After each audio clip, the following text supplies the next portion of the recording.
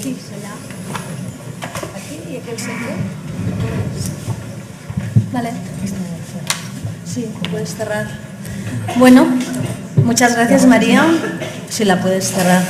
Súper interesantes las tres ponencias, que espero que, que os hayan animado mucho y ahora abren un tiempo de debate interesante para todos. Una cosita en plan práctico que me han comentado de organización. Las personas que hayáis venido solo a esta sesión de la mañana, antes de iros, lo digo por si os vais por medio del debate, dejar por favor las acreditaciones en la zona de secretaría. Muchas gracias. Bueno, estamos esperando... Ah, sí, va llegando Sergio, que viene muy bien acompañado. Sí, sí puedes subir. Bueno. Se incorporan al debate tres personas en fila cero. Nuria Pedrals, que es presidenta de la Asociación AUS, Sonia Hernández, como Arquitectura Sana, y Oliver Style, que es experto en PASIF y en todo el sistema de casas pasivas. Entonces, bueno, os voy a dar a vosotros la posibilidad de empezar a hacer preguntas a los ponentes y así abrir debate y a todos los demás animaros a empezar a hacer preguntas. ¿Quién se anima a empezar? ¿Nuria? Hola, muy buenos días. Bueno, muchas gracias. Me han parecido muy interesantes las intervenciones y además de alguna forma complementarias, lo cual que me ha parecido todavía mejor, porque de alguna forma al principio echaban faltar cosas que luego han ido complementando los compañeros de la mesa, ¿no? De todas formas, yo quería plantear algunas preguntas y un poco paralelamente alguna reflexión, ¿no? Que no sé cómo la veis, ¿no? Por un lado, el tema urbanístico, es decir, se ha pasado muy por encima, me parece que ha sido Sergio que ha hecho algún comentario sobre la cuestión de la ciudad, pero a mí me parece como que este es un tema que es fundamental, ¿no? Es decir, que, claro, estamos hablando de la calidad interior de las viviendas, pero no podemos olvidar que una parte importantísima del tipo de calidad que tengamos en el interior de las viviendas resulta de la calidad exterior de nuestro aire, ¿no? Las ciudades hoy en día son invivibles, es decir, todos los estudios que se han dado de contaminación de todo tipo, en ciudades como Barcelona, no hace falta ir más lejos, pues son malísimos los índices en todos estos aspectos. Te recomiendan, que luego lo quitan enseguida, pero te recomiendan no vayas a hacer footing en la diagonal, no vayas a correr sin mascarilla, cuidado con, etcétera, etcétera, ¿no? Entonces a mí este tema que me parece fundamental de cara a no tener que actuar sobre hechos casi consumados o consumados en la mayor parte de los casos. Ahí diría yo que me parece como que desde este punto de vista de la salud se hace como poco hincapié en este aspecto, en el sentido de decir, vamos a ver, me hablabais antes de que en Finlandia las Smart Cities te van a decir a qué velocidad tienes que ir en el coche para que el semáforo y el frenazo y tal y cual. Y yo me pregunto, ¿y no sería mejor evitar los coches y no tener que estar con tanta tecnología sofisticada, vamos a decir? O sea, que todo este tema, por ejemplo, no habéis hablado para nada, me ha parecido, del verde, la influencia del verde, ¿no? Es decir, las ciudades necesitan verde, mucho más del que tenemos. Y una se pregunta, ya en plan un poco polémico expresamente, yo me pregunto, ¿por qué en las casas antiguas y en los pueblos antiguos y en los cascos antiguos de las ciudades se vive mejor casi siempre que en los sitios nuevos? Y esto es así, nos guste o no nos guste. Es decir, pongo ejemplos en Barcelona, por decirlo más próximo y conocido, ¿no? Las casas del Ensanche, a pesar de que térmicamente no están ni bien aisladas y que les falta un montón de tecnología para ser consideradas hoy en día unas casas modernas y confortables, muchas de estas casas ofrecen ya de per se un nivel de confort mucho más elevado que las casas modernas, por mucho que cumplan las normativas estrictas. Y ahí me pregunto yo, bueno, todo esto cómo lo veis, ¿no? Y también, ya como última pregunta, es que me parece a mí que también he echado un poco en falta, y lo digo, la intervención de las personas. Es decir, no dejamos de una casa, la gestionan las personas. Y ahí sí que distinguiría seguramente pues un residencial de un edificio terciario, de oficinas, administrativo, porque desde luego un edificio administrativo o terciario es como más neutro, tiene una gestión, vamos a decir, más profesionalizada por quien sea, una empresa de mantenimiento, etcétera, etcétera. Pero cuando hablamos del residencial, y no olvidemos que es la mayor parte de la superficie construida del mundo, ya no hace falta, pues ahí las personas intervienen, pero básicamente, y es fundamental. Yo como soy antigua por edad y por conceptos, pues a mí siempre me han enseñado pues que en verano pues hay que bajar persianas a la hora del sol, hay que cerrar, no sé qué, pero que en invierno hay que ventilar todos los días 10 minutos por lo menos la casa. Y quizá entonces nos dejamos de determinadas intervenciones tecnológicas de alto coste, no solamente económico, sino también ambiental y eficiencia, desde el punto de vista de eficiencia. Por muy eficientes que sean los sistemas estos de ventilación automática de la Passive House, algo consumen, digo yo. Entonces, ante esta situación, y tampoco quiero ahora decir que tenemos que ir a volver a las cavernas, porque tampoco pienso esto, ni mucho menos. Y a mí me gusta tener un ordenador y un teléfono y, por supuesto, un móvil, y etcétera, etcétera. Pero me pregunto yo si entre un extremo y el otro no habría que encontrar un camino que sea el que de alguna forma pienso que la idea de este congreso busca, ¿no? Nada más. Bueno, más que una pregunta, es una batalla de preguntas. ¿Quién se anima? Sí. La batería. Sí, yo me animo. Sí, es verdad que ya en muchas ocasiones se habla de esto, ¿no? De esa dicotomía entre lo antiguo y lo moderno, etcétera. Pero a veces también lo antiguo lo mitificamos, o sea, quiero decir, has hablado de que necesitamos verde en las ciudades. Y en la presentación de ella y en la mía os hemos enseñado, bueno, la mía he pasado muy rápido, os he enseñado alguna pared llena de hongos. Esos hongos no están en el edificio, esos hongos vienen de la calle.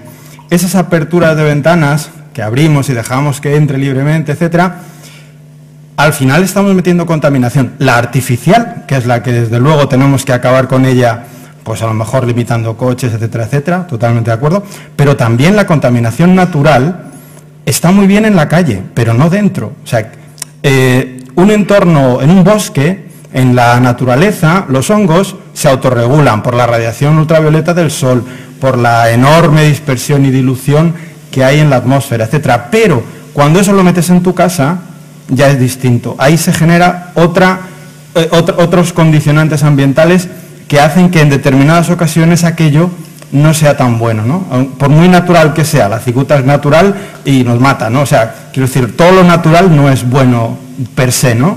Todo hay que usarlo de una manera lógica, ¿no? Entonces, efectivamente, hay que buscar un punto de equilibrio. No podemos o no debemos ni decir, pues vamos a dejar que entre el aire como sea. Esto es opinión, sí es discutible, no todo el mundo obviamente va a estar de acuerdo. En mi opinión, yo creo, él ha comentado también una cosa que me ha parecido curiosa, ¿no? Dice, jolín, hacemos ventanas que las hacemos para que no pase nada al aire y luego me las agujereas. Y llevas razón, es absurdo, aunque tú has dicho, creo que lo he entendido, desde mi punto de vista es absurdo.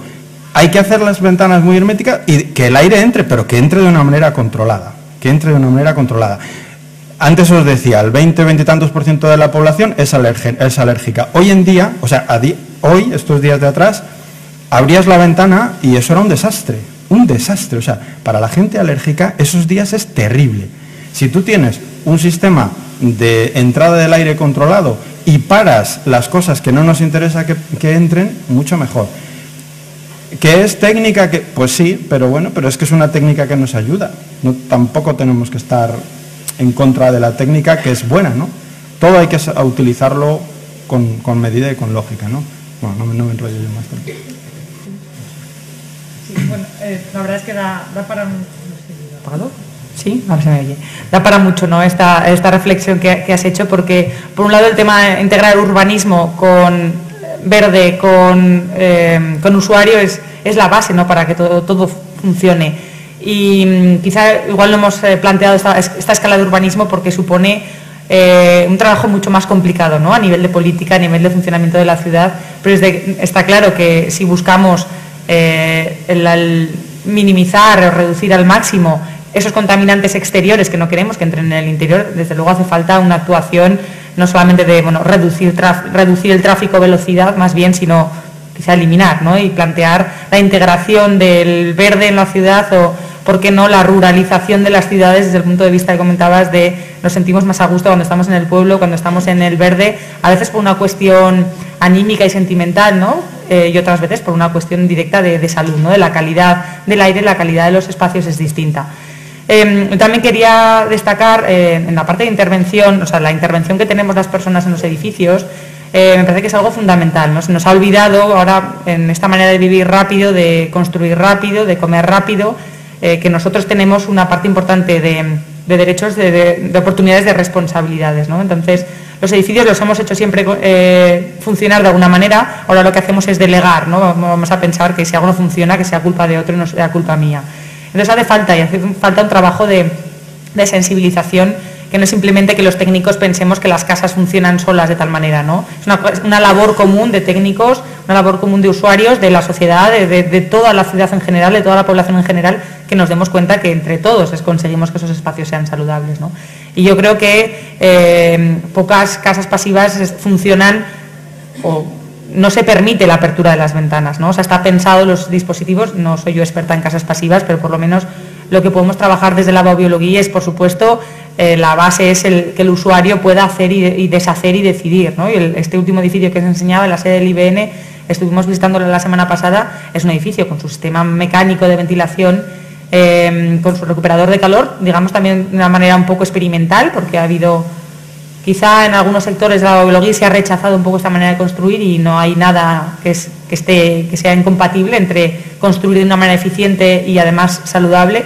Pero por supuesto, el rato que estuvimos estaban las ventanas abiertas, había un control de CO2, entonces los trabajadores miraban, es decir, que hace falta esa labor de gestión o esa labor de querer, pero no toda la población está dispuesta, ¿no? Nos hemos acostumbrado al confort de la tecnología, nos hemos acostumbrado a determinadas maneras de hacer y deshacer que no queremos ahora decir, no, tengo que levantar la persiana por la mañana, tengo que ventilar. Bueno, pues igual sí, igual hace falta una labor, ¿no? Yo creo que muchas veces a nivel de pequeños talleres con niños pequeños son cosas tan sencillas como esas y igual luego es el niño el que es consciente de que tiene que abrir la ventana a ventilar y nosotros no.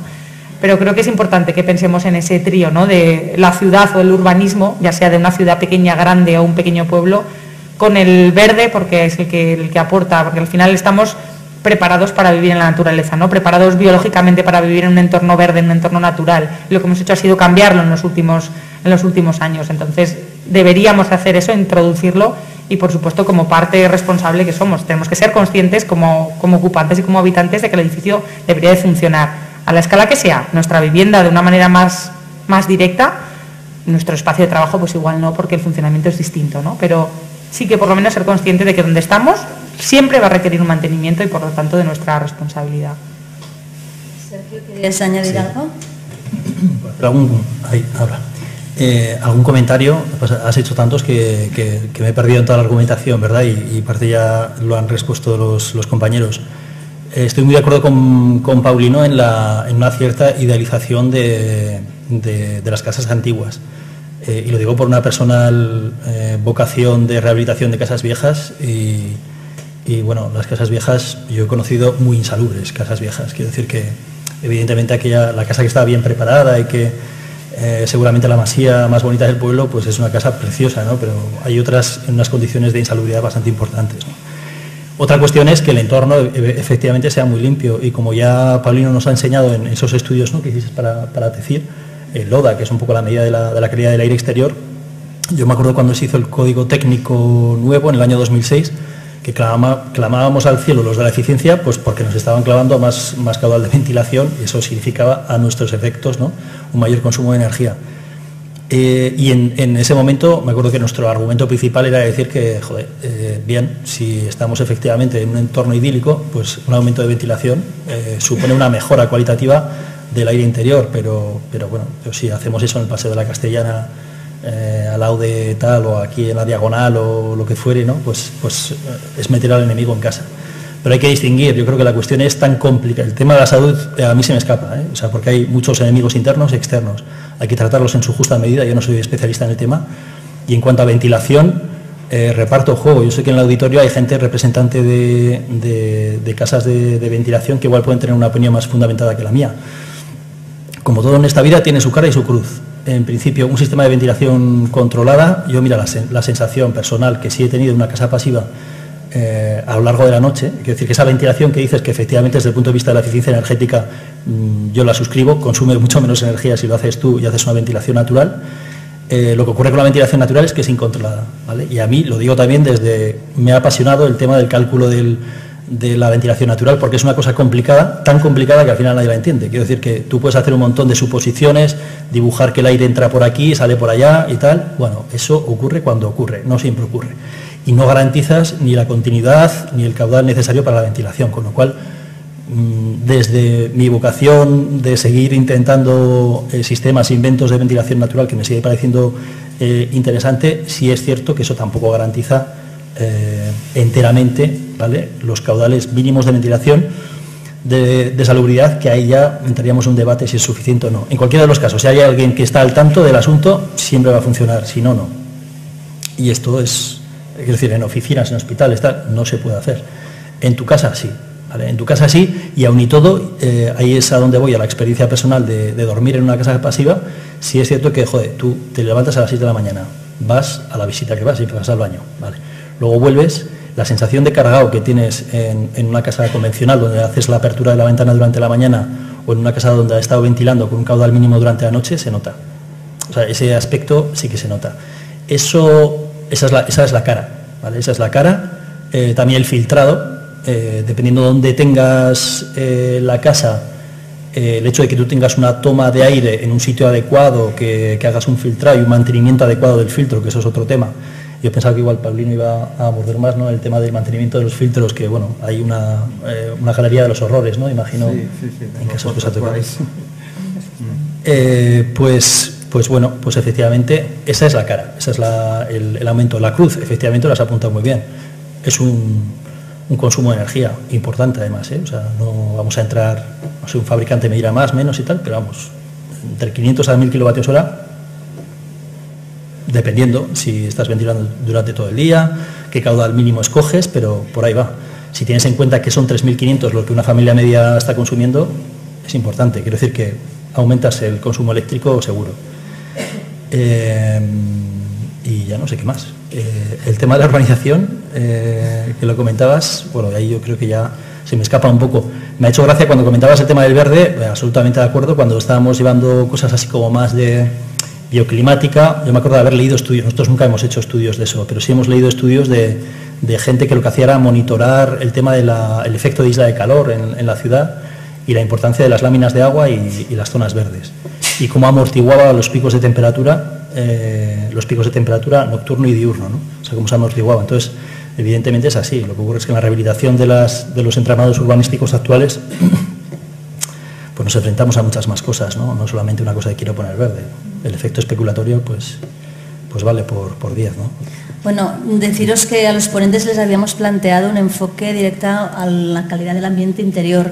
Entonces, Sergio es el único que sé, ¿no? Tú mismo pues has querido hablar de urbanismo, pero que no os lo habíamos pedido tampoco, entonces, bueno, era esa parte. Luego, me resulta interesante, a raíz de la intervención de Paulino, y me surge otra pregunta. A raíz de la naturaleza, decías, bueno, los espacios interiores no están preparados, ¿no?, para introducir naturaleza, porque son otras condiciones, y de alguna manera he entendido como que preferías que no hubiera naturaleza en el interior porque era más seguro. No me refería a eso. No, o sea, el verde tanto fuera como dentro, hombre, eso es a todos nos encanta, ¿no? Y bien, ¿no? A mí me parece muy bien. No me refería a que estoy en contra, por supuestísimo, ¿no? No, lo que pasa, yo creo que muchas veces cuando pensamos en la mejora de la calidad del aire interior siempre nos enfocamos mucho en la ventilación, me da igual que sea natural, que sea artificial, pero hay más estrategias. Quiero decir que al final ventilar es utilizar un aire de mejor calidad para diluir los contaminantes que tenemos dentro, ¿no? Pero no es la única estrategia. Lo hemos estado comentando y el tema de la filtración, pues la filtración, la purificación, hay muchas tecnologías que nos pueden ayudar también. En lugar de diluir la contaminación, si tú la recoges y la pones en un sitio que a ti te interese, que está controlado, que es un filtro, pues es una estrategia también interesante, ¿no? Y por supuesto, desde el punto de vista arquitectónico, la primera estrategia, cuando hablamos de... También otra reflexión, ¿no? Porque hablamos de contaminación interior, pero es que al final hay hongos, hay bacterias, hay partículas, hay volátiles, y cada una de estas contaminaciones son completamente diferentes y hay que tratarlas de manera diferente, ¿no? Entonces, otra estrategia muy interesante desde el punto de vista arquitectónico es, que ya lo hemos adelantado también en las ponencias, seleccionar materiales. Ahora se habla del Net Zero Energy Building, pues ¿cuándo vamos a empezar a hablar del Net Zero Emission VOCs, ¿no?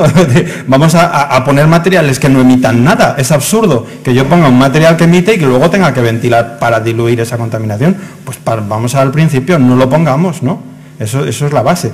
Al final, si unimos todas estas estrategias que van más allá de la mera ventilación, pues conseguiremos unos espacios interiores con buena calidad ambiental, pero de una manera combinada, ¿no? Yo creo que hay que ir poquito a poco yendo a este enfoque, ¿no? De minimización, tal, y la higiene también juega un papel, lo he comentado también en mi ponencia, juega un papel importantísimo. Pues cuando abrimos ventanas y dejamos que entre materia orgánica del exterior, en nuestras casas, obviamente abrir las ventanas es una necesidad, pero hay que limpiar toda esa contaminación que se genera, pues hay que limpiarla, pues higiene, sin más, es así de sencillo, ¿no? Entonces, al final, combinando todos esos factores es como conseguiremos tener una buena calidad en nuestros espacios, ¿no? Sonia. Bueno, creo que esta mesa daría como para hacer las jornadas todos los días, porque hay mucha chicha. Pero a raíz de lo que comentabais ahora del Near Zero Energy Building y de este futuro cercano que tenemos a la vista de casas cada vez más pasivas, más herméticas, una cosa es todo lo que estamos comentando en la relación con la salud, que todos más o menos los que estamos en esta sala tenemos esta conciencia que va un poquito más allá, pero ¿cómo os planteáis este futuro cercano de casas con estos valores pasivos que se van a ir construyendo?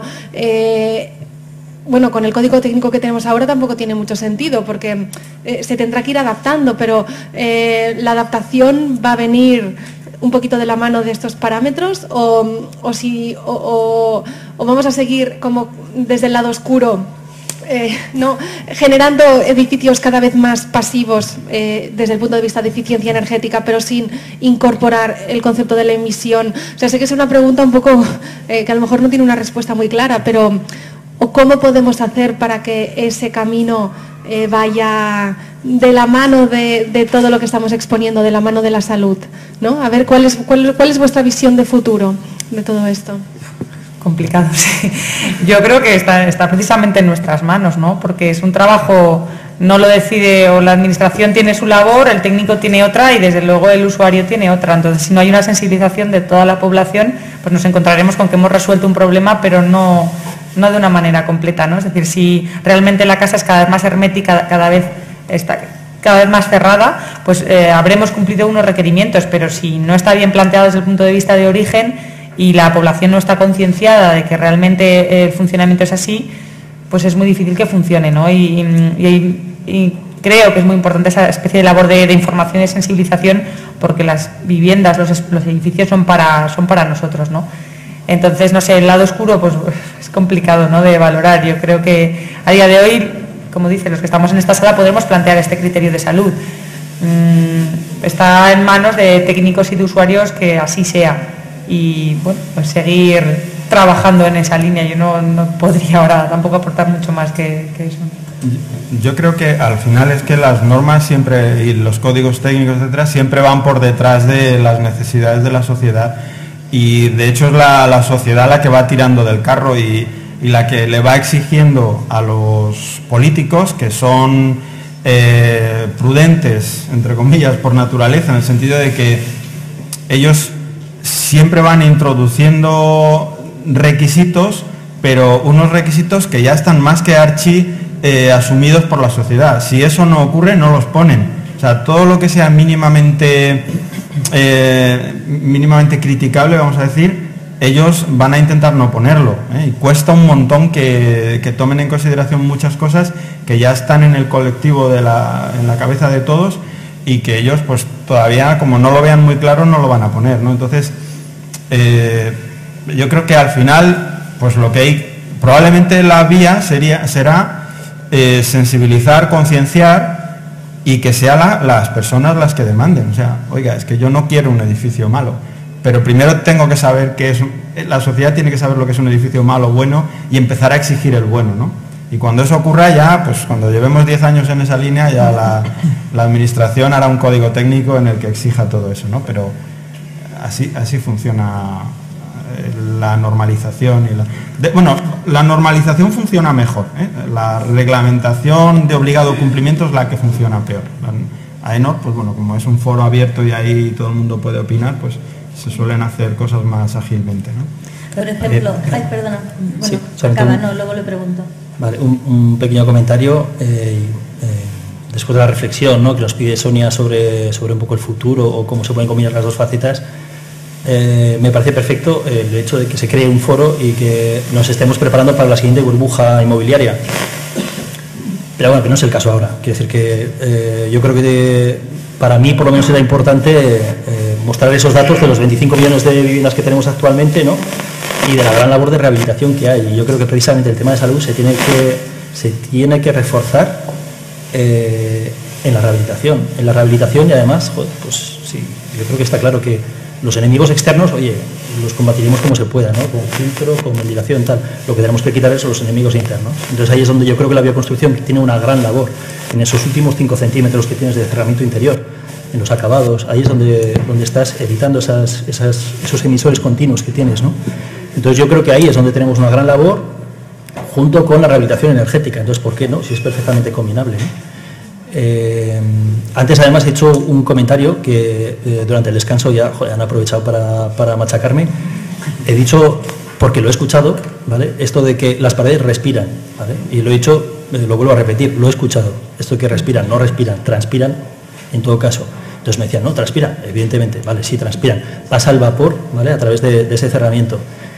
Pero incluso en ese caso, hay María, corrígeme si me equivoco, pero creo que hay estudios, ¿no?, del IBN donde dicen que ese porcentaje del vapor que se evacúa a través de la pared es mínimo con relación al que se evacúa a través de la propia ventilación. ¿Eso qué significa? Que igual tenemos que ser menos exquisitos con la solución constructiva en las rehabilitaciones, aceptar lo que hay, porque joder, la salud de ese edificio la vamos a garantizar al margen de otras patologías que seguramente que ahora me pueden poner a caldo porque, bueno, sí, tal, el hormigón, bueno, hay una serie de patologías que son difíciles en una rehabilitación de solucionar, ¿no? Pero la mayoría, o por lo menos una buena parte de la salubridad del edificio se juega en los acabados. Y ahí pues, se puede combinar perfectamente la mejora de puentes térmicos de aislamiento con unos materiales adecuados que eviten eso, ¿no?, la contaminación, las emisiones, los COPs, todo esto. Sí, solamente por recalcar lo que comenta Sergio, es cierto, en los estudios que tenemos, como mucho, quizá un 4% de lo que tenemos que eliminar con la renovación de aire lo podemos hacer a través de los cerramientos. Es decir, es verdad, la pared no respira. Cuando planteamos o cuando se ha incorporado ese principio en un entorno de bioconstrucción, es una idea planteada igual de manera errónea, equivocada. Y es, por un lado, hacer el símil con la tercera piel, y es decir, vale, planteamos los edificios como nuestra tercera piel, pero es que nuestra piel tampoco respiramos a través de la piel, ¿no? Es decir, que pensemos que nuestro cuerpo funciona de una manera y estamos como imitando de cara en que nuestra envolvente sea nuestra tercera piel. Claro, la renovación de aire o la respiración que hacemos a través de la nariz y de la boca es la que podamos hacer a través de ventanas o de puertas o sistema de ventilación. Y es verdad que solamente, como mucho, un 4%, según el estudio que tenemos nosotros del IBN, puede estar la renovación de aire que tengamos a través del cerramiento. Pero cuidado, tiene una capacidad muy importante de amortiguación, de regulación, de temperatura, de humedad, de tóxicos, y por eso es fundamental esos materiales con los que construimos, ¿no? Entonces, por un lado está dentro de lo que sería la calidad del aire interior, esa capacidad de amortiguación que tienen los materiales, esos últimos centímetros de la envolvente térmica, es decir, todo lo que tenga que ver con acabados, con pavimentos, suelos, pinturas, etcétera, y luego deberíamos de llegar un poquito más allá, ¿no? Es decir, que bueno, estamos hablando de envolvente térmica, tampoco será lo mismo que esa envolvente luego esté resuelta con un cerramiento de, no sé, de fibra de madera que con una lana mineral, ¿no? Es decir, que es verdad, por un lado está la cuestión de cómo los materiales interiores van a ayudarnos a amortiguar esa temperatura, ese calor, esos tóxicos, y por otro lado cómo funciona, digamos, todas las capas de materiales de la propia envolvente térmica. Es decir, que no es que la bioconstrucción o los materiales naturales solo nos sirvan para el interior, también nos valen para el exterior, para la totalidad de la envolvente, pero es otro planteamiento, digamos, de física de la construcción más completo, ¿no? Es decir, que hace falta esa labor combinada, lo que decía Sergio, con la actuación integral en los edificios. Yo quería apuntar dos cositas. Una son los estudios de la EPA que nos dicen que algunos espacios interiores pueden estar de un 3 a un 5% más contaminados que los espacios exteriores. Esto es un dato que nos tiene que quedar para ver la repercusión de todo ese envolvente interior y de los materiales, además de todo lo que han estado comentando los ponentes, pues de no dejar además que te entren esa polución, pero que gran parte de los problemas vienen por lo que los profesionales nos ponen en el interior de los acabados. Y luego antes, Paulina, en su intervención ha habido un dato que a mí me ha parecido muy interesante, que a pesar de que hay normas muy estrictas en el caso del amianto, pues todavía muchos edificios no están como señalados como que tienen amianto porque no se ha hecho ese inventario. O sea que esto nos da un poco la perspectiva esta de que a pesar de que tenemos normativas no acaba de ir bien la cosa. Y lo uno con el radón, a pesar de que todos los estudios científicos, no hay fisura científica, porque eso era un problema. Y Sonia hablaba del futuro, yo hablaría ya del presente, y el presente es lo que Sergio va apuntando también todo el rato como la rehabilitación de los espacios a nivel de eficiencia energética. ¿Cómo lo juntamos a nivel de normativas? ¿Cómo es que no se hace nada que vaya junto y de la mano con parámetros como estos que no hace falta discutir, que todos decimos sí, todos nosotros, los políticos, los que hacen normativas, los de las DUNE, los de AENOR, absolutamente todos los del código técnico, nadie va a decir no. Entonces, ¿qué tiene que pasar para que incluso con estos parámetros que no vamos a decir nada, que estamos todos de acuerdo, para que esto se vuelque de forma directa pues, a unas normas de estas de obligado cumplimiento y que en este paso con la eficiencia energética no nos encontremos con problemas? Yo creo que es lo que decía antes, es una cuestión de concienciación de la gente, de demanda de las personas. Y antes he hablado también en mi intervención de la legionela. La legionela es un tema en el que se ha volcado todo el mundo, a nivel de normativas, a nivel de cuerpo de inspectores que está constantemente inspeccionando por aquí y por allá. En Valencia, que sabéis que es zona endémica de legionela, hasta contrataron drones con infrarrojos para ver dónde había una torre emitiendo tal. ¿Por qué se han dedicado todos esos recursos? Cuando probablemente muere la misma gente que con amianto o menos. ¿Por qué? Simple y llanamente porque está en los medios de comunicación a saco.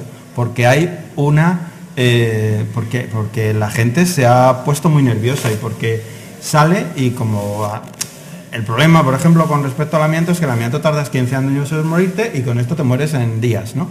Entonces, la gravedad no es tan inmediata, pero que al final es una cuestión de demanda, de que esté en los medios, de que la sociedad lo pida. Y entonces los políticos se ponen las pilas, sacan el dinero donde haga falta y se hacen las cosas. Pero hace falta esa demanda. Pero los exigencia más que comités que demanda. regulan normativas no tienen ese poder para poder... Los comités, comités de AENOR y todo esto,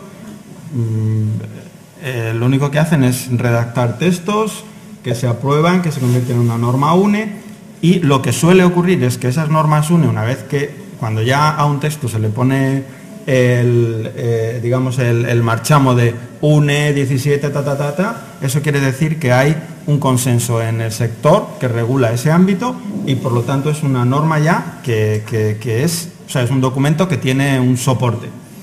¿Qué ocurre? Pues que la administración utiliza esas normas para hacer sus reglamentaciones, ¿no? Con legionela pasó. Se hizo primero una norma UNE y luego la administración la utilizó para hacer el Real Decreto. Pero las normas UNE de por sí no tienen ningún valor más que documentos de consenso. Pues no obligan a nadie ni nada, como sabéis, ¿no? Entonces, tiene que haber ese documento de consenso, tiene que haber esa explosión de exigencia y demanda social y ya la administración hace un real decreto. Pero aún así no está cerrado el círculo. Como ese real decreto no vaya perseguido por un cuerpo de inspectores, aunque haya real decreto, pues luego está la otra componente, que es el euro. Y si el euro no acompaña, o si el real decreto supone gastar más euros y no me viene un inspector a ponerme la multa, me lo salto. Así funciona. Entonces tenemos que cerrar el círculo de esa manera. Aquí funcionamos así. En los países anglosajones, por ejemplo, pues no hay una normativa de amianto, no hay una normativa de legionela, y todo lo que sabemos de legionela lo hemos aprendido allí. ¿Por qué? Pues porque allí no hay normativa, pero lo que sí hay son jueces.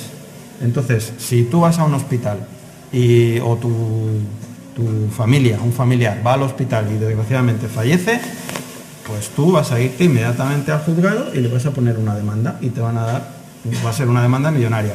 Al final ahí son los dólares los que gestionan, digamos, el sistema, y por evitar pagar esos dólares y por evitar esa repercusión mediática, pues sin necesidad de que haya un real decreto o equivalente, pues un hospital o todo el mundo organiza las cosas para tratar de minimizar los riesgos.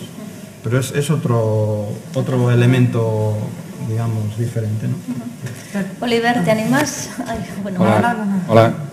Sí, primero agradecer a Elizabeth y Tony y todos los que habéis organizado este congreso, porque me parece muy interesante, muy importante. Yo creo que hablar de la eficiencia energética en la edificación es imposible si no se habla de la salud y el ambiente interior y la biohabitabilidad. Yo creo que son cosas totalmente inseparables. Y también agradecer a los ponentes de esta mañana, que han sido intervenciones muy interesantes. Tengo un par de cosas que quería puntualizar y tres preguntas. Primero, me salta a la vista los comentarios de María y Paulino de la prevención y la precaución. Yo creo que esto es muy importante. El hecho de que, aún sin datos científicos del efecto exacto de compuestos orgánicos volátiles o materiales X sobre nuestra salud, yo creo que es muy importante que al momento de diseñar, proyectar y prescribir edificios, que evitemos en la medida posible los materiales que son tóxicos, ¿no? Yo creo que la prevención y la precaución es muy importante en ese sentido. Simplemente otro comentario de puntualizar que un edificio de muy bajo consumo energético, con una ventilación mecánica que cumple con el estándar Passive House, tiene que tener sí o sí una ventana practicable en cada espacio habitable. Y la ventilación natural es una estrategia que se usa siempre, se tiene que justificar y calcular, y es una estrategia muy eficaz, sobre todo en estos climas mediterráneos, ¿no? Las preguntas que tenía eran tres. La primera es, en el sentido de que no se puede mejorar lo que no se mide, ¿cuáles son los parámetros más claves que podemos monitorizar o medir en un edificio que indican la calidad del ambiente interior? Eso primero. El segundo es, en un edificio con una ventilación mecánica, ¿cómo se puede contrastar el efecto de la ionización del aire? ¿Cuáles son las estrategias simples y eficaces para contrastar ese efecto? Y el último, una cosa que me interesa a nivel de cocinar, por ejemplo, en la vivienda, ¿cuáles de las cocinas eficientes son dañinos en cuanto a la electrocontaminación que genera? Muchas gracias. Bueno, muchas gracias, Oliver, por las reflexiones. Respecto a lo que comentas de que no se puede mejorar lo que no se mide, o quizá no podamos demostrar o convencer a alguien, ¿no?, si no le damos un número, ¿no? Depende muchas veces también de cuál sea tu planteamiento. Pero nosotros, por eso quería presentar antes la normativa con la que trabajamos, en la que se trabaja con valores de referencia basados en experiencias, en muchos años de medición, en muchas afecciones a la salud de mucha gente que se ha visto mermada su calidad de vida por encontrarse en factores de riesgo en físicos, químicos y biológicos. Es decir, ¿qué parámetros? Pues lo englobamos, o nosotros lo englobamos en esos tres planteamientos, ¿no? En físicos, todo lo que tenga que ver con radiaciones; químicos, todo lo que tenga que ver con disolventes, con tóxicos; y biológicos, todo lo que tenga que ver con la contaminación microbiológica de hongos y de bacterias. Es decir, que dentro de eso tenemos mucho rato para hablar y para valorar. Y lo que se está planteando desde la baubiología es la medición. O sea, la normativa con la que trabajamos mide todos estos parámetros y lo que hacemos es una comparación con unos valores, digamos, valores de referencia, ¿no? Como digo, que no son valores reconocidos como tal por determinada comunidad científica, sino que son valores basados en la experiencia, en el trabajo y en la salud, y en todo caso teniendo la naturaleza como referencia. Puedo entrar a detallarlos, pero bueno, es una cuestión de repasar la normativa, ¿no?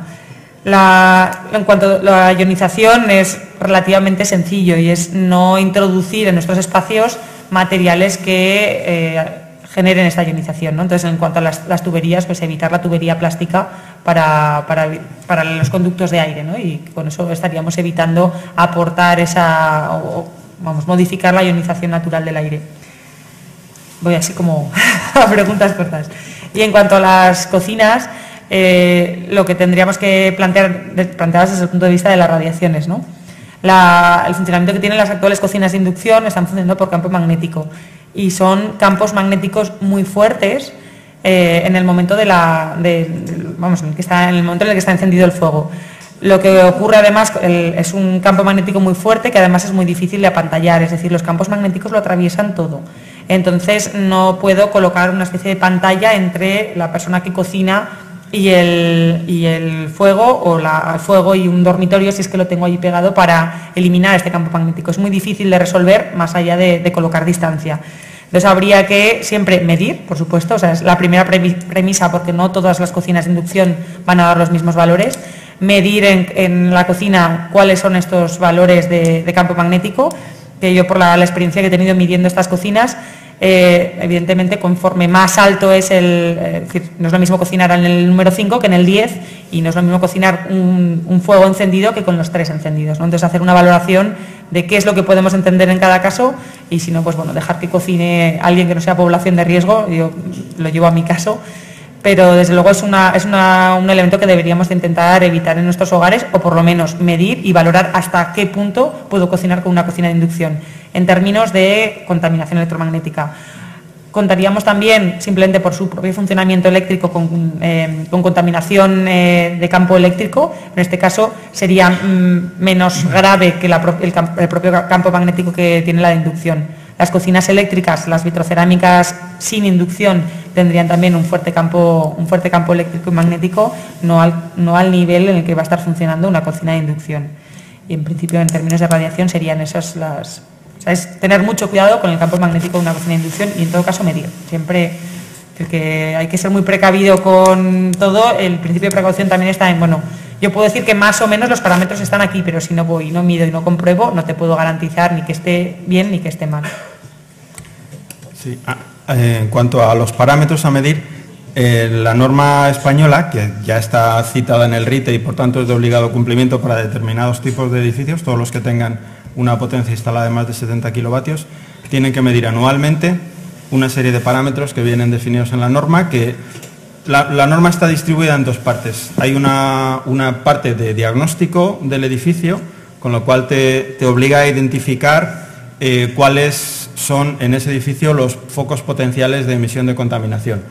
Pues tienes que ver si allí hay un garaje, si se ha renovado recientemente, en fin, tienes que identificar qué es lo que hay en ese edificio. Cuando eso está hecho, pues cada elemento identificado, la norma te da una serie de indicadores para valorar. Independientemente de lo que haya, hay una serie de parámetros mínimos que se han de medir siempre, que son partículas en suspensión, tanto por conteo como por masa, hongos y bacterias en suspensión, dióxido de carbono, monóxido de carbono y el confort térmico, temperatura y humedad relativa. Eso hay que medirlo siempre. Y luego, en función de lo que te diga el diagnóstico, pues lo que os decía, si se ha hecho una renovación reciente, pues te va a decir que midas compuestos orgánicos volátiles y formaldehído. Si está el edificio ubicado en una zona de riesgo de radón, pues te va a pedir que midas gas radón, etcétera, ¿no? Ahí los complementarios pues son como 20 y tantos parámetros que están allí identificados, pero los mínimos hay que medirlos siempre y con carácter anual. Esto para edificios convencionales. Y en hospitales pues hay otra norma específica, y ahí pues hay otra serie de cuestiones a medir, ¿no?, en determinadas áreas, ¿no? Pues temas ya más físicos, digamos, o sea, más tipo sobrepresiones y cosas de este tipo para determinadas áreas críticas, ¿no? Gracias. Bueno, una cosita solo respecto a los materiales para apantallar, una buena noticia. Sí que hay un material, lo tenéis en la exposición, lo digo porque ya que estáis aquí podéis irlo a ver, el G-Iron, que apantalla los campos electromagnéticos de baja frecuencia, que sería en el caso de las cocinas que estabais comentando. Se nos ha hecho un poco tarde, entonces, si no hay ninguna pregunta de la sala, o la última, dos, pero muy rápidas, porque si no después no empezaremos tarde a la otra sesión. Buenas tardes, soy italiano, entonces a ver si mi castellano es bueno para entender. Perfecto. Pregunta rápida. María ha hablado que nosotros pasamos en más del 90% de nuestro tiempo en edificios, en ambientes cerrados. La premisa es esta. ¿Qué modelo de habitación que nosotros queremos para el futuro? Me acuerdo que la primera vez que he venido aquí a Barcelona había Construmat en la misma época, un arquitecto que se llama Glenn Marcotte, que es australiano, nos contó que nos despertamos en nuestras casas súper aisladas, bien aclimatizadas, nos vamos con un coche aclimatizados en nuestras oficinas, trabajamos en nuestras oficinas en ambiente climatizado, volvemos a casa en nuestro coche y por la noche vamos a ver qué tipo de temperatura tenemos al exterior y qué tipo de clima tenemos. Entonces, la pregunta sobre el tema de la salud dentro de un ambiente prácticamente controlado a una temperatura igual por 365 días al año. ¿Tenemos también problemas o no? Es decir, vamos a ver si nuestro modelo de casa futura será vivir en un ambiente que mientras fuera el clima va cambiando y nosotros como seres humanos queremos estar siempre a la misma temperatura. La temperatura es un tema fisiológico, un tema cultural, un tema... me acuerdo, tengo experiencia en África que cuando yo iba con la samarreta corta, los amigos iban con un abrigo. Entonces, un poco era esto, la pregunta era un poco esta, ¿cómo pensamos que nuestras casas serán siempre a la misma temperatura y siempre más nos relacionamos con el clima en que vivimos? Gracias. Yo como pequeña, bueno, yo me puedo contestar. Como pequeña aportación, en principio, en la regulación de sistemas de climatización existe lo que se llama el confort adaptativo. Ese confort adaptativo precisamente marca esos límites de la confortabilidad en función de la temperatura exterior, que eso ya es interesante y además es una medida de primera eficiencia energética, ¿vale? Si puedes tocar las instalaciones de un edificio. Entonces, adaptarte también a las... A partir de ahí, mi única solución sería pues sal del edificio. O sea, quiero decir que no veo tampoco una respuesta muy clara. Hombre, yo creo que los seres humanos nuestro cuerpo, nuestro organismo está diseñado para que a una temperatura exterior, un rango de temperatura exterior determinado, sin necesidad de que el cuerpo haga nada especial, pues mantengamos nuestros 37 o 37,5 grados de temperatura interior, que es lo que nuestro cuerpo está constantemente monitorizando y quiere mantener para que todo funcione correctamente. Cuando las condiciones exteriores se apartan de ese rango, vamos a decir un rango, yo que sé, entre 20-25, 20-26, pues cuando las condiciones exteriores se apartan de ese rango, claro que nuestro cuerpo se adapta, pero no es gratuito, o sea, quiero decir, se adapta, ¿por qué? Pues porque te acelera el corazón para que la sangre saque el calor de una determinada zona y la lleve a otra, trabajamos para que haya más transpiración, etcétera. Entonces, el cuerpo se adapta, pero a costa de algo, a costa de gastar energía. Entonces, ¿eso es bueno o malo? Quiero decir, ¿es malo que tengamos entornos climatizados que hacen que nuestro cuerpo no gaste energía innecesariamente para estar confortables a 28 grados? O, no sé, no lo sé, no tengo la respuesta, pero quiero decir que al final yo creo que es como todo, pues hemos inventado coches para no tener que andar mucho, hemos inventado sistemas de climatización y los hemos pensado para que nuestro cuerpo esté en ese entorno en el que le resulta cómodo estar, sin tener que hacer un exceso de gasto energético, ¿no? Sea por defecto o por exceso, ¿no? Entonces, a mí personalmente no me parece mal, o sea, quiero decir, me parece una evolución lógica, ¿no?, del ser humano, el buscar un entorno confortable, ¿no?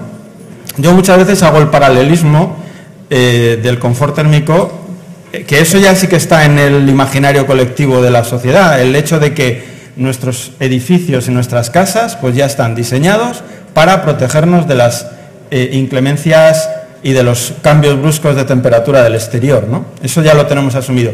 Y muchas veces hago el paralelismo con la contaminación. Pues también nuestras casas, nuestros entornos, en algún momento deberán no solo no generar la contaminación, sino ser una barrera efectiva frente a cualquier cosa que venga de la calle. Y al final, pues estamos diseñando esa especie de mundo ideal de confort, de ausencia de contaminación. A mí personalmente no me parece mal, pero bueno, a lo mejor es utópico, no lo sé. Yo simplemente quería añadir a lo que han comentado Sergio y Paulino, que yo creo que de alguna forma estamos debilitándonos de esa forma, ¿no?, a nivel biológico. Es decir, que es verdad que es más cómodo y nos hemos preparado para que sea todo más cómodo, y si estamos a esa temperatura siempre es más agradable, no tienes el cambio brusco de temperatura, pero nuestro cuerpo está preparado para un rango de temperaturas más amplio, y el hecho de que no expongamos nuestro cuerpo a las condiciones para las que está preparado vivir, que son las condiciones de la naturaleza totalmente, y ya le ha costado muchos años al cuerpo prepararse para responder ante las condiciones naturales. Si eso lo modificamos, pues hacemos que nuestro cuerpo le vaya a costar más adaptarse a un cambio, ¿no? Y por mucho que trabajemos con tecnología y trabajemos con unas condiciones de vida, de rutina, de diaria, que nos permita mantener esa temperatura uniforme, siempre habrá algún momento en el que falle esa tecnología, falle algún dispositivo, porque no es la manera de funcionar del organismo. Entonces, lo que puede hacer es que nos debilite, o sea, en el momento nos hace más cómodos, más fuertes, pues porque, bueno, estamos siempre a la misma temperatura, ¿no? Pero simplemente como reflexión, así como quizá por una cuestión cultural, aquí a los bebés los llevamos abrigados y tapados y cerrados, en un reportaje de estos de Españoles por el Mundo, a cosa similar, a los bebés los dejaban en los carritos en Noruega o en Finlandia a que respiraran el aire fresco de la noche, ¿no?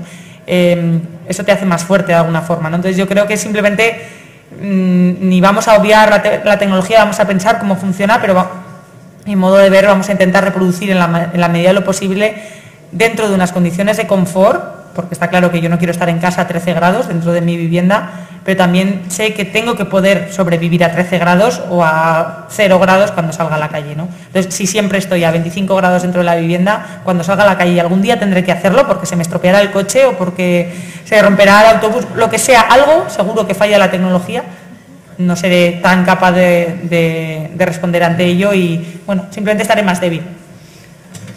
¿Queda la última, Karina? ¿La última? Vale. Hola, buenos días. Quería hacer un par de puntualizaciones y una pregunta, intento ir rápido. Respecto a esto de la temperatura, tener temperatura constante todo el año no cumple el RITE, o sea que ya te deja 21, que también es difícil de cumplir el RITE en un edificio. Hay mucho... a mi juicio es absurdo lo que se ha hecho con el RITE. Eso, otra puntualización de las zonas verdes, naturalmente es muy importante, pero depende que sean sostenibles. Poner césped y que siempre lo queramos verde es lo más insostenible que hay, ¿no?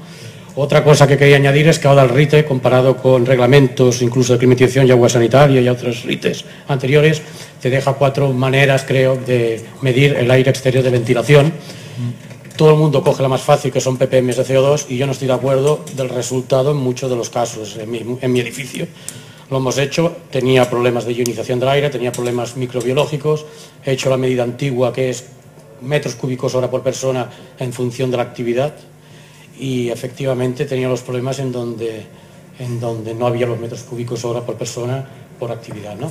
Y por último, voy rápido, perdona, y por último, no se ha hablado, y estoy totalmente de acuerdo, de que un problema muy grande que tenemos, yo creo que son varios. Yo tenía un problema en mi edificio, que es intentar solucionar problemas de hipertrofia semicircular y de salud dentro del edificio, sin contar con recursos humanos, cuando recursos humanos tiene que ser el protagonista y es una ayuda de él. Eso es un gran problema que he tenido y quería comentarlo aquí por si sirve de algo. Y el otro, estoy totalmente de acuerdo de que un gran problema es que la reglamentación va por detrás de todos los problemas, y ahora ya estamos en mi edificio también hablando de geobiología, que no se hablaba aquí, y de la relación de la geobiología con la salud dentro de un edificio. Muchas gracias. Gracias. ¿Algún comentario por parte de la mesa? Y si no, cerramos la sesión. Sí, Es tardísimo. Súper rápida, ¿eh? Un comentario sobre lo que ha comentado él. Has tocado una cosa interesante del RITE. Tú decías que lo que suele hacer la gente es lo de las ppm. Mi experiencia es que los ingenieros suelen proyectar diciendo 12,5 litros segundo persona por tantas personas y a correr. Pero yo antes decía que esa es la estrategia de diluir la contaminación simplemente por ventilación. Pero eso en determinados ámbitos no es lo más adecuado. Os cuento el caso de, por ejemplo, en colegios. En colegios, y hubo un caso en Portugal en el que, utilizando esta normativa, porque en realidad es una normativa que viene de Europa, pues decidieron poner esos 12,5, bueno, algo más, litros segundo por niño, ¿no? Y pusieron unos climatizadores brutales para meter toda esa ventilación. ¿Y qué es lo que pasa? Pues que ahora no tienen dinero para hacerlos funcionar, con lo cual están la mayoría apagados, ¿no? O sea, la normativa muchas veces nos lleva a situaciones absurdas, pretende corregir y mal entendida al final lo hace mal, ¿no? Y eso es simplemente pues porque se hacen normativas no adecuadas, ¿no? Y bueno, lo que comentaba antes del enfoque combinado muchas veces puede ayudar, ¿no? Amalia. Sí, solamente un par de reflexiones. Primero, agradecer muchísimo a todos los que han montado esto. Se tienen que montar mucho más a lo largo del año.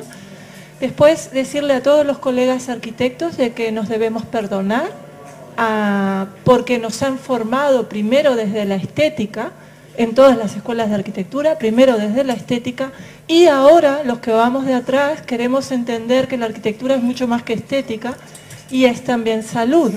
Por lo tanto, primero nos perdonamos, pasamos página y decimos lo podemos hacer mejor, le podemos dejar a nuestros hijos mejores ciudades. Discrepo en una pequeña cosa con Paulino, y es que los medios de comunicación son los que mandan.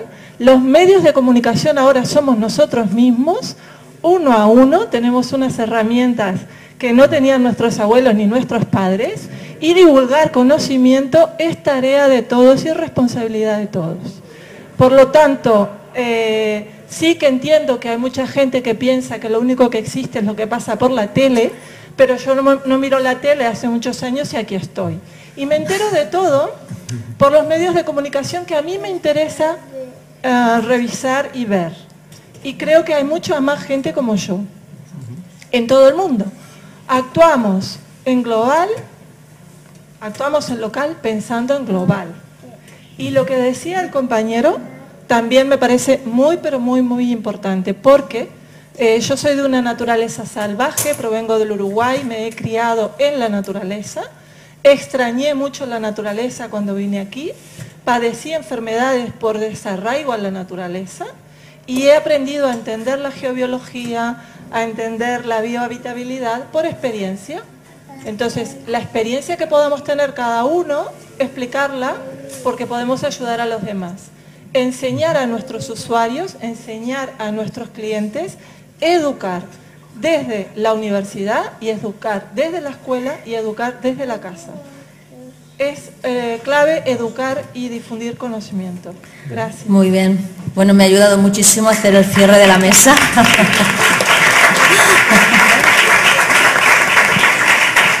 Deciros que en ese proceso de educación están muchas asociaciones y entidades, que abajo tenéis una mesa donde podéis coger información de todo, donde podéis seguir formándoos, estudiándoos y actualizándoos en estos campos de la salud. Gracias a todos, nos vemos de aquí un ratito a las 4 para seguir con la mesa 2 y muchísimas gracias a todos los ponentes por vuestras aportaciones. Gracias.